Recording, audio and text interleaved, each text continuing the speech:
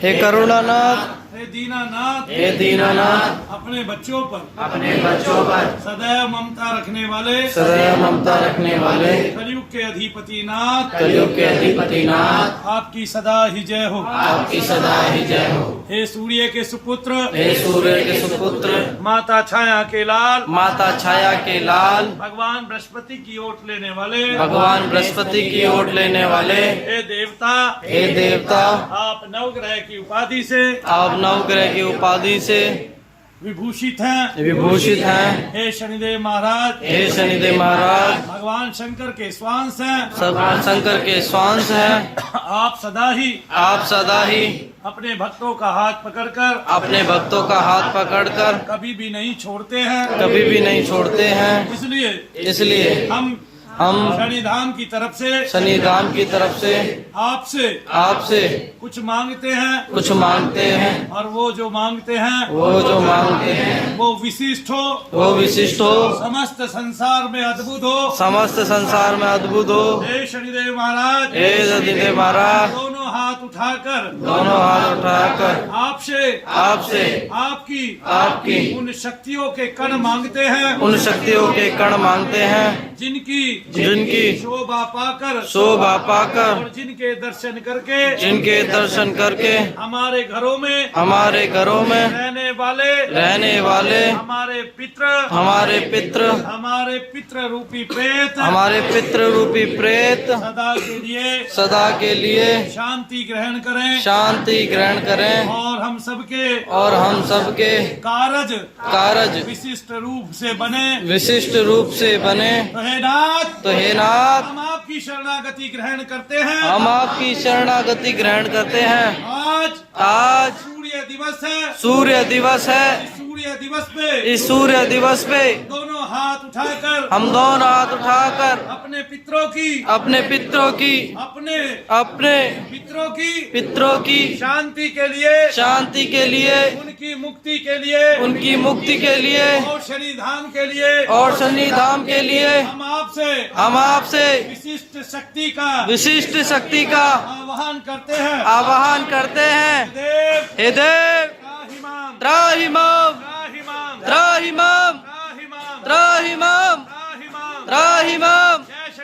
जय शनिदेव, जय।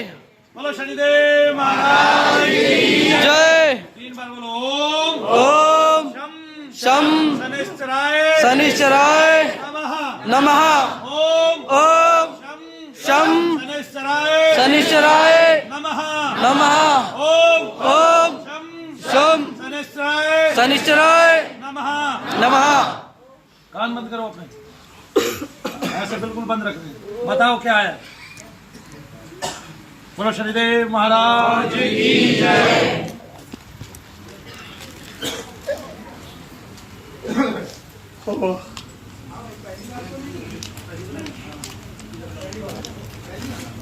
अब देखो, इस लड़के को इतना ताकतवर जिद था, वो खत्म हो गया कि नहीं हो गया? उसको इतनी ताकतवर चुड़ैल थी, वो खत्म होगी कि नहीं होगी? अगर उन्होंने भी इतनी जल्दी दिखाई होती तो कैसे ठीक होते? आगे ना सब एक सूक्ष्म शरीर है, जैसे कि एक बड़े से जैसे कि जिन जैसे है, काले से है, जिनके सींग बड़े से ऐसे दिखते, और एक सूक्ष्म सा शरीर है। अब आपने देख लिया। अरे शांत भाई, इस बहन के कानों में दोनों उंगलियां, इसने नहीं सुना उसने क्या बताया, लेकिन हम इससे भी पूछते हैं क्योंकि इसकी दृष्टि भी खुली हुई है। बोलो, अब देखो, भगवान से प्रार्थना करो कि जो आपने भेजा है वो मुझे दिखाइए और मुझे बताइए क्या आपने भेजा है।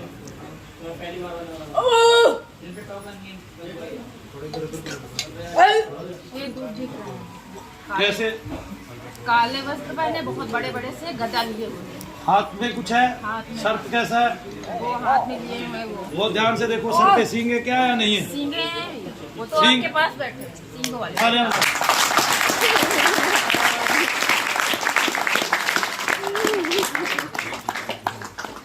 दो दूत है, एक सूक्ष्म है और एक स्थूल है। जो स्थूल है वो देखने में भगवान शनिदेव महाराज जैसे ही लगते हैं। आपको मांगना आना चाहिए, मैं ये कहता हूँ। देवताओं के पास कोई कमी नहीं है। आगे ना, अपना बल लगाने की मुझे जरूरत नहीं है। मैं आपकी चीजें ऐसी मंगा के सब कुछ काट दूं, आप समझे ही नहीं आपको क्या है क्या नहीं है। और मनु भैया क्यों इतना समय आपको देते हैं और क्यों इतना समय आपसे लेते हैं, इसके पीछे कारण है एक, आपकी पीढ़ियां दर पीढ़ियां प्रेत योनि में गिर गई हैं। किस योनि में गिर गई हैं? प्रेत योनि में। आप आज भय के कारण, जैसे इस आदमी को मैं पहले ही दिन ठीक कर सकता था, लेकिन चूंकि भय है, उस भय के कारण ये निरंतर इसका परिवार जप करता रहेगा, जिससे इसका उत्थान होगा। और जब ये धीरे धीरे ठीक होंगे तो मनु भैया को पसीना बहाने की जरूरत नहीं है, एक ही दिन में सारा काम करके आ सकते हैं। अभी स्वेच्छा से योग बल के आधार पे अगर प्राण त्याग दूं तो उस सक्षम शरीर में भी इतना काम कर पाऊंगा जितना आपका अभी कर पा रहा हूं। लेकिन सामने देख रहे हो तो संतोषी हो जाओ, संतोषी हो जाओ कि सबके पीछे एक कारण होता है। और कारण क्या होता है कि देवता देने वाला होता है। हमारी पीढ़ियां दर पीढ़ियां इसलिए गिर चुकी है क्योंकि हमारे कुलों में उस लेवल से नाम नहीं लिया गया है। इसलिए कहता हूं ओम नमः शिवाय ओम का जाप करो, जिससे आपके घर में वो वायु आए और वो सुरक्षित रहे, वो कुपित वायु में कदापि न बदले। आपके घरों में इस तरह की समस्याएं कदापि न हो जीवन भर, क्योंकि आप अपने आप को ठीक कराना चाहते हैं। मैं आपकी पीढ़ी को ठीक करना चाहता हूँ। किसको ठीक कराना चाहते हैं?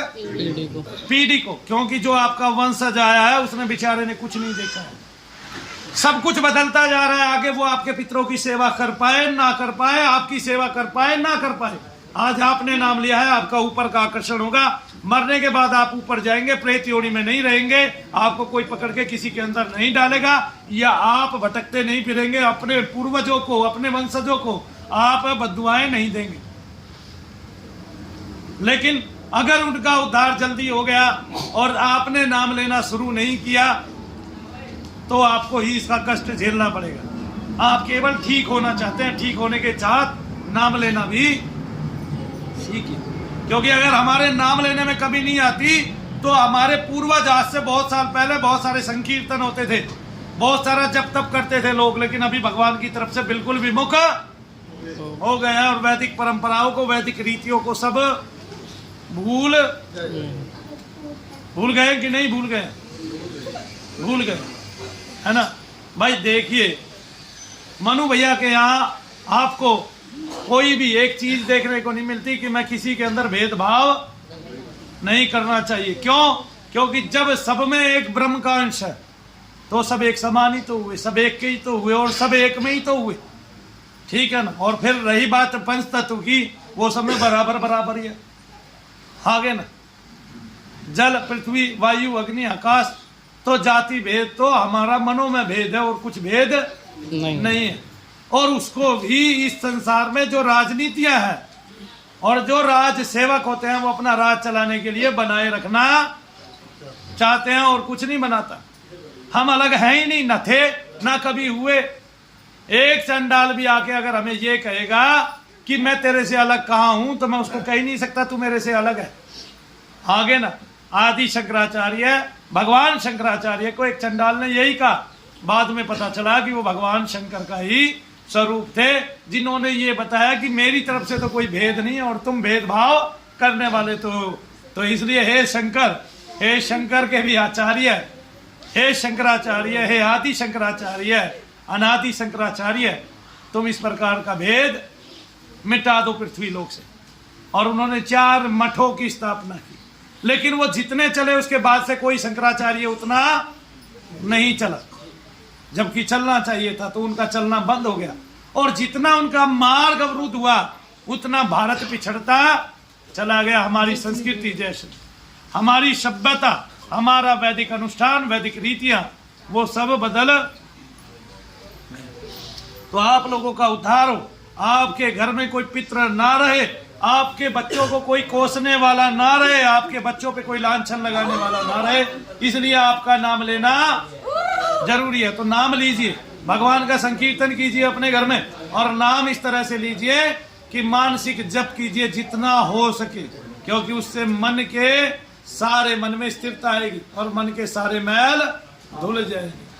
आगे ना मन में जितनी अवसाद की गठरियां है वो खत्म हो जाएगी, जितनी गांठें लगी हुई हैं वे सब खुल जाएंगी और आपको अपने वर्चस्व का पता चलेगा। बहुत सारे लोग बहुत सारी बातें जान लेते हैं, देख लेते हैं, उनको बहुत कुछ दिखाई दे जाता है, उनकी दृष्टियां खुल जाती है, समग्र दृष्टियां खुल जाती है। इस बहन की भी, जो हम यज्ञ करते हैं, हवन करते हैं, उससे दृष्टि खुली हुई, और उसी यज्ञ का इतना परिणाम देखने में आया है, इतना परिणाम देखने में आया लोगों को कि उस यज्ञ से अनन्य लोगों को बहुत सारे लाभ हुए।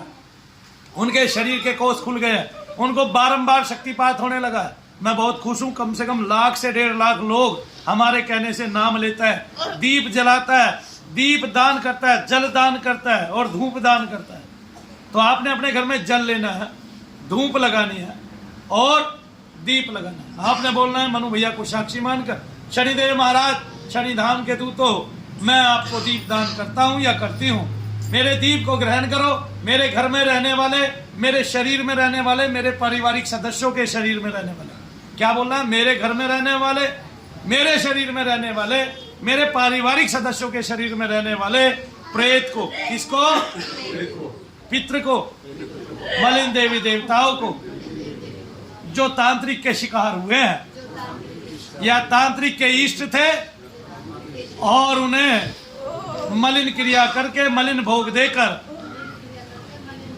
हम पर भेजा गया है, उन सबको शक्ति विहीन कीजिए, भक्ति विहीन कीजिए, तंत्र विहीन कीजिए, उनको संबंध विहीन कीजिए, स्थल विहीन कीजिए, स्थल सहित अग्निमुख में समाहित कीजिए, अपने दीप में समाहित कर लीजिए और इसी रूप में उनका भोग स्वीकार कीजिए।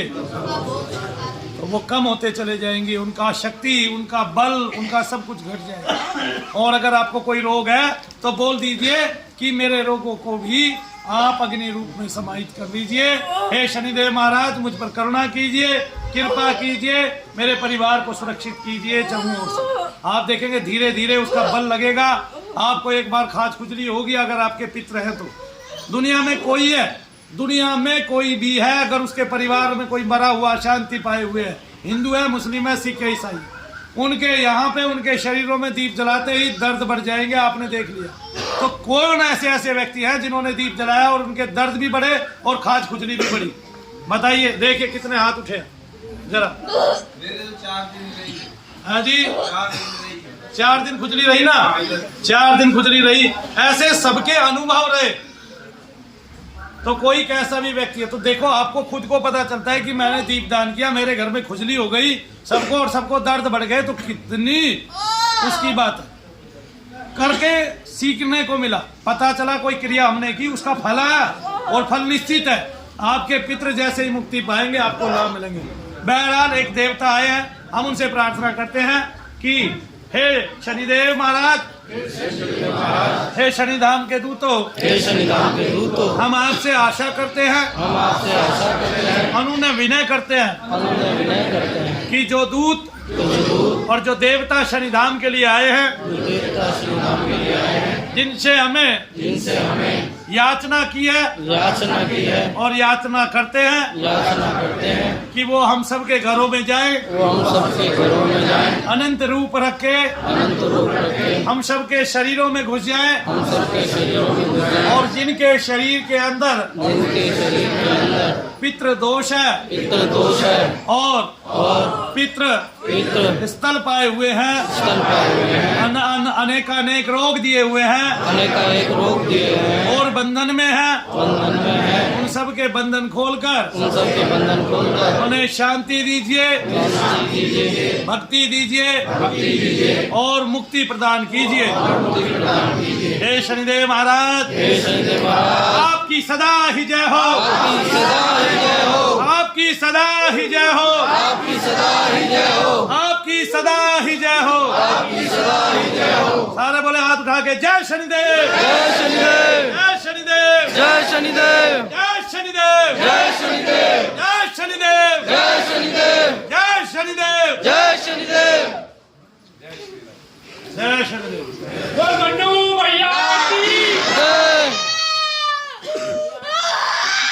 उन्होंने दोनों देवताओं का एक रूप बताया, दोनों ने एक ही बताया कि 2 देवता, एक स्थूल है, एक सूक्ष्म है। एक शनिदेव की तरह दिखाई देते हैं, ऊपर सींग भी है, हाँ, हाथ में गदा लिए हुए ऐसे बैठे हुए, और बताया बहन ने कि मेरे बराबर में आप बैठे हैं, ठीक है ना। और दूसरे ने भी सेम ही देखा और बताया एक छाया रूप में है। आगे न समझ में तो शनिदेव महाराज किसके भक्त है? किसके बेटे हैं? सूर्य देव के और माता छाया के लाल संज्ञा की। तो जो छाया माता है उनकी संतान है, तो छाया रूप भी एक भेजा है। और वो छाया रूप आपके शरीर में क्या वर्क करेगा वो अब बहन जी बताने वाली है। क्या वर्क करेगा? छाया है जो सबके ऊपर घूम रही है। छाया है जो सबके ऊपर घूम रही है। और ये मैंने इसलिए बुलाया है कि आपके कष्ट तो कम हो ही हो, आपको शांति मिले। क्या कम हो? शांति मिले। इसलिए शांति मिले, क्योंकि पितरों को जो खुजली होती थी ना, अब उसमें कमी होने लग जाएगी। क्या होती थी?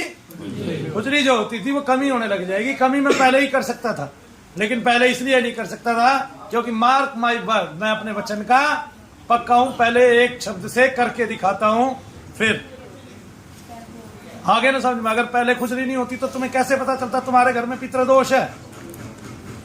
नहीं, इसका मतलब तुमने करके देखा, तुमने ये पाया मनु भैया ने सत्य बोला और सत्य को उन्होंने करके दिखा दिया, तो आपको अब पता चल गया आपके घर में पितृदोष है। तो जिसको पता चल जाएगा उसके घर में पितृदोष है, उसी के पितरों को फिर शांति मिलने लग जाएगी। इसलिए केवल नाम लो, नाम से बड़ा संसार में कोई नहीं है।